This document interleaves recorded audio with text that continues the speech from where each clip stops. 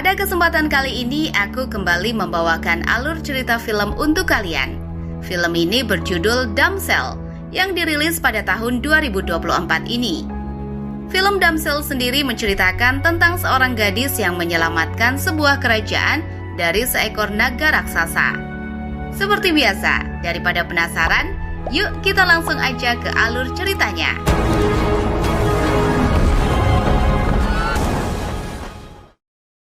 Di awal film kita akan diceritakan pada sebuah kisah di mana seekor naga api yang dianggap meresahkan oleh sebuah kerajaan diburu hingga ke dalam sarang untuk dibinasakan.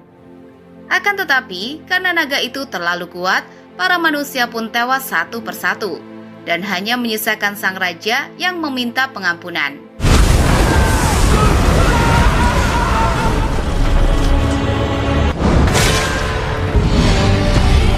Scene kemudian berpindah 100 tahun kemudian, di mana seorang putri cantik dari kerajaan miskin bernama Elodie sedang bersusah payah untuk menghidupi rakyatnya. Mereka tinggal di wilayah yang tandus, sehingga untuk bisa bertahan hidup, di sana mereka harus bekerja keras sebagai budak. Pada suatu hari, angin segar tiba-tiba datang dari kerajaan makmur bernama Aurea, yang mengirimi mereka surat tentang perjodohan antar kerajaan, yang membuat sang ayah pun sangat bahagia. Karena bukan hanya putrinya saja yang akan dilamar oleh seorang pangeran, kerajaan mereka juga akan diberi emas, sehingga rakyatnya akan terlepas dari belenggu kelaparan. Pada awalnya, Elodie terlihat ragu, namun setelah diyakinkan kalau perjodohan tersebut sangatlah menguntungkan, ia pun mau menjalaninya. Singkat cerita, Elodie bersama keluarganya akhirnya memutuskan untuk berangkat ke Aurea dengan sebuah kapal. Dan di tengah perjalanan, mereka disuguhkan oleh munculnya kabut serta patung-patung naga di tengah jalan. Awalnya mereka sangat khawatir, namun setelah diberi informasi kalau kabut-kabut tersebut menandakan kalau mereka sudah akan sampai, dan mereka pun menjadi tenang. Sesampainya di kerajaan Aurea, Elodie dan keluarganya sangat terkesima dengan kemakmuran yang ada di sana. Karena hal itu berbanding terbalik dengan kerajaannya, mereka menganggap kalau keputusan yang diambil sangatlah tepat. Di malam hari, Elodie yang susah tidur karena ingin segera bertemu pangeran, tiba-tiba melihat sebuah obor di kejauhan yang membuat dirinya merasa janggal. Di pagi harinya, Elodie bertemu dengan Pangeran Henry bersama kedua orang tuanya. Di sana mereka membahas tentang perjodohan tersebut. Dan untuk melancarkan komunikasi antar kedua pasangan, Elodie dan Pangeran Henry pun memutuskan untuk pergi berdua tanpa kawalan. Pada kesempatan itu, Elodie bertanya kepada Pangeran Henry kalau pada malam sebelumnya ia melihat sebuah obor dari kejauhan. Mendengar hal itu, Pangeran Henry pun menjelaskan kalau kejadian tersebut hanyalah sebuah upacara kuno yang lazim di kerajaannya. Di sisi lain, ibu tiri Elodie yang bernama Lady Beaufort bertemu dengan ratu di balai tempat pernikahan akan dilangsungkan. Di sana, Beaufort sangat memuji persiapan mewah yang dilakukan ratu untuk mengawinkan anaknya. Akan tetapi hal itu tidak disambut baik oleh sang ratu, karena ia malah melontarkan kata-kata angkuh pada Beaufort bahwa yang akan menjadi keluarga bangsawan di sana hanyalah Elodie seorang. Alias, ia tak akan mengakui anggota keluarga lainnya. Mendengar hal itu, Beaufort merasa sangat khawatir dan berusaha membicarakannya kepada Elodie agar menggagalkan pernikahannya. Tetapi Elodie yang sudah mulai jatuh cinta pada Pangeran Henry hanya mengabaikannya. Di pagi harinya, pesta pernikahan pun dilaksanakan.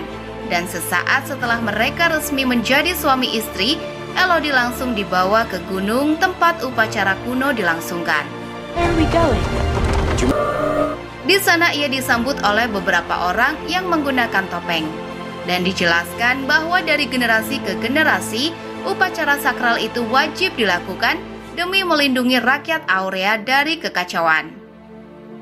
Elodie juga diberikan sebuah koin emas oleh pesulap merah sebagai tanda bahwa ia akan bergabung dengan banyak wanita yang telah membangun kerajaan Aurea. Pesulap merah itu juga menjelaskan bahwa dulu ada sesosok makhluk kejam yang menduduki wilayah Aurea dan menyerang para warga desa. Raja Aurea yang tidak mau tinggal diam langsung mengirimkan pasukannya untuk membunuh makhluk tersebut. Tapi misinya langsung gagal karena persenjataan yang mereka miliki kalah oleh makhluk tersebut. Sang raja dibiarkan hidup dan diberi kesempatan untuk menduduki wilayah Aurea. Tapi dengan satu syarat, yaitu ia harus menumbalkan anaknya ke hadapan sang makhluk untuk disiksa. Dengan sebuah belati, tangan Elodie dan Pangeran Henry pun disayat oleh pesulap merah tersebut dan langsung disatukan dengan tangan pangeran agar Elodie resmi menjadi seorang dara bangsawan. Ia kemudian digendong oleh Pangeran Henry untuk kembali ke keretanya. Namun saat sampai di tengah jembatan, tiba-tiba Elodie dilempar ke sebuah jurang. Untungnya ia masih sempat berpegangan pada beberapa pohon sebelum sampai ke dasar jurang, sehingga ia pun tak mengalami cedera begitu parah. Setelah tersadar, Elodie menemukan beberapa perhiasan yang bukan miliknya, yang mana hal itu menandakan bahwa sebelumnya sudah ada putri lain yang dikorbankan. Elodie yang tak mau menyerah dengan keadaan mencoba mencari jalan keluar. Akan tetapi, saat itu ia masuk ke dalam sebuah ruangan yang cukup besar. Dan di sana ia dikejutkan dengan terbakarnya kumpulan bulu serta semburan dahsyat yang muncul dari belakang. Elodie berlari tak karuan untuk menghindari semburan itu, dan ia sudah merasa aman. Tiba-tiba, sang naga kembali menyemburkan apinya. Elodie yang terjebak di sebuah lubang pun hampir terpanggang. Untungnya, ia kembali selamat, walaupun kaki dan gaun yang digunakan sempat terkena percikan lava. Tak mau tinggal diam, hingga akhirnya Elodie kembali mencari jalan keluar. Sampai suatu ketika, ia mendapati sebuah ruangan bercahaya biru, yang kemudian ia gunakan untuk dijadikan alat penerangan. Dengan alat itulah Elodie melanjutkan perjalanannya.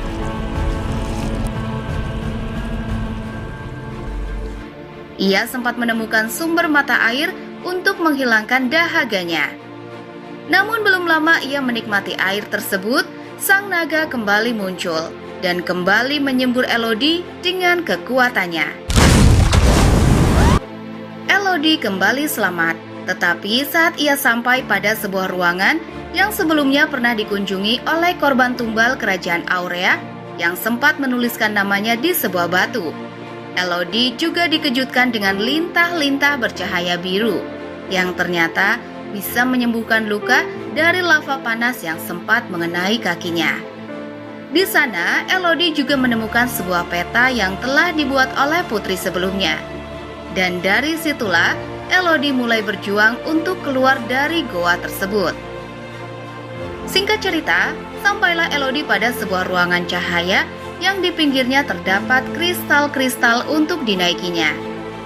Tetapi sesampainya di atas, Elodie tak bisa berbuat apa-apa, karena ternyata jalan keluar yang diharapkan hanyalah sebuah lubang dengan jurang yang sangat terjal. Dari kejauhan, Elodie sempat melihat pasukan berkuda mendekat ke area pegunungan. Namun, ia mencoba meminta tolong. Tiba-tiba,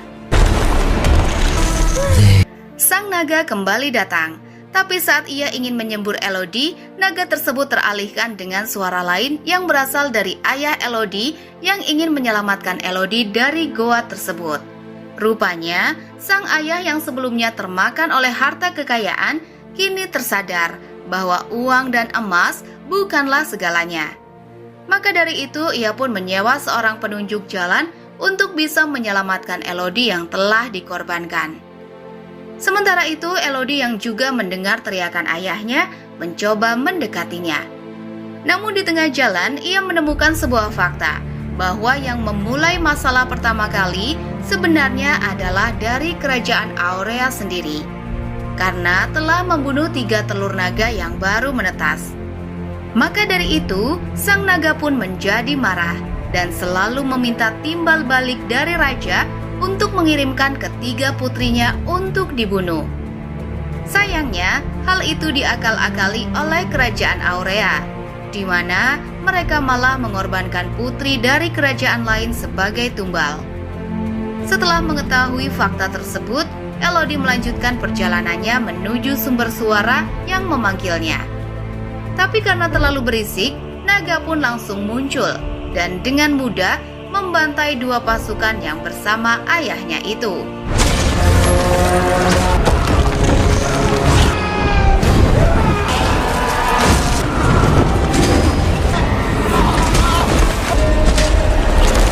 Naga itu sengaja menyiapkan sang ayah untuk memancing Elodie keluar dari persembunyian. Kekuatan yang tak sebanding membuat sang ayah hanya bisa menyesali perbuatannya. Ia lalu menyuruh Elodie untuk tetap sembunyi. Sang naga yang tak suka dengan kelakuan itu pun langsung menusuknya dengan kukunya yang sangat tajam. Elodie yang tak kuat melihat ayahnya dianiaya tanpa sengaja berteriak dan membuat naga itu tahu kalau Elodie ada di dekatnya. Untungnya, pria penunjuk jalan yang kabur tiba-tiba melakukan kesalahan, dan hal itu pun membuat sang naga pergi mencarinya. Sementara Elodie bergegas untuk melarikan diri dari goa. Melihat buruannya kabur dari goa, sang naga langsung mengejarnya dengan kecepatan penuh. Tapi karena Elodie sangat cerdik, ia pun berhasil mengelabuinya.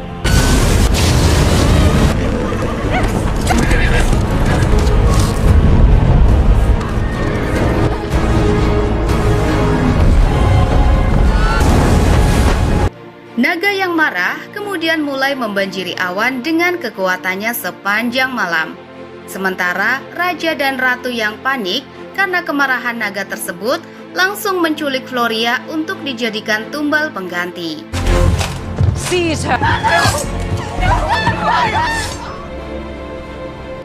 Keesokan harinya, ibu tiri yang tak bisa membiarkan hal itu mencoba menyusul suaminya.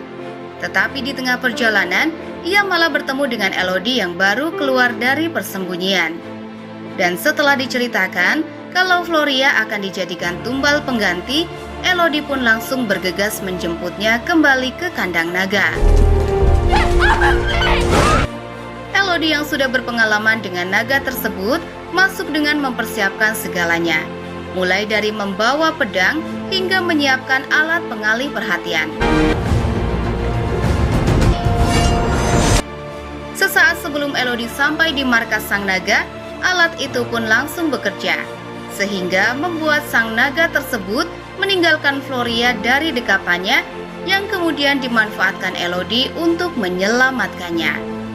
Sayangnya, kesempatan itu tak cukup untuk bisa membuat mereka kabur.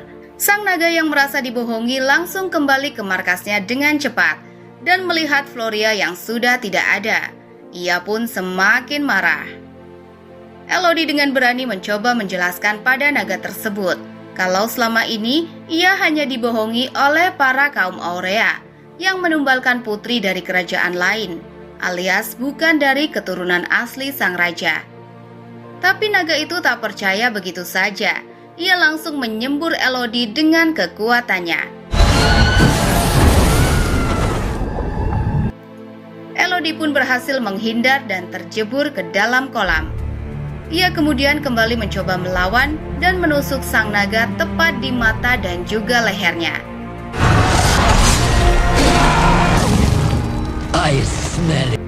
Naga yang masih kuat tak mau menyerah begitu saja. Ia kemudian langsung menyembur Elodie dengan apinya. Akan tetapi, hal itu malah mengenainya sendiri dan membuat sang naga terluka sangat parah.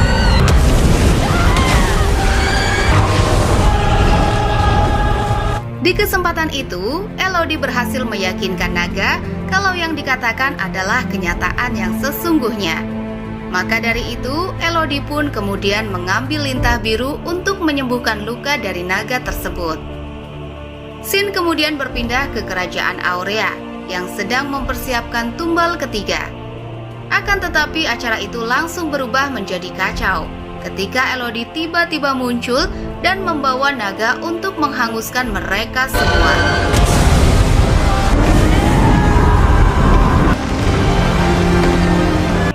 Elodie kemudian pergi dari kerajaan itu dan kembali ke utara bersama naga yang sudah bisa dikendalikannya. Dan film pun selesai. Oke guys, itu dia alur cerita film dari Damsel yang baru saja Mimin rangkum. Semoga kalian bisa terhibur dan jangan lupa subscribe channel ini agar aku semakin semangat lagi untuk menghibur gabut kalian. Kesepian tanpa kekasih, sekian dan terima kasih. Aku pamit undur diri, see you on the next video.